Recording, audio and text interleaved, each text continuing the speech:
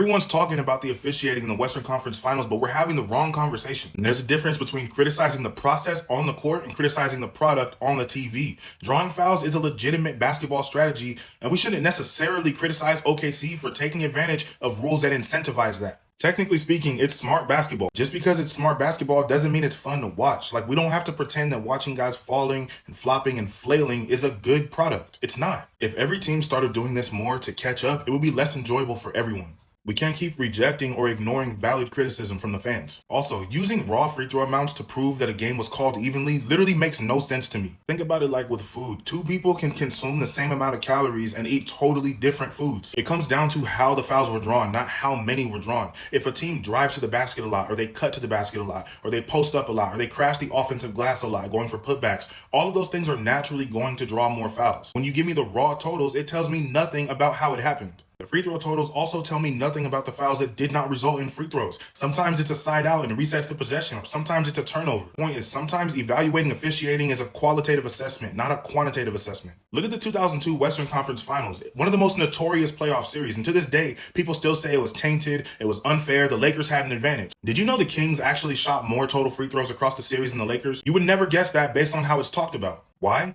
Because a lot of people who watched the series felt like the Lakers had an advantage with phantom calls when it really mattered. The issue was not about the quantity of calls, it was about the quality of calls. All I'm saying is we can't keep looking at the box score to evaluate the officiating. I just hope the NBA is listening so they can make some real changes in the offseason and we can finally stop having this conversation.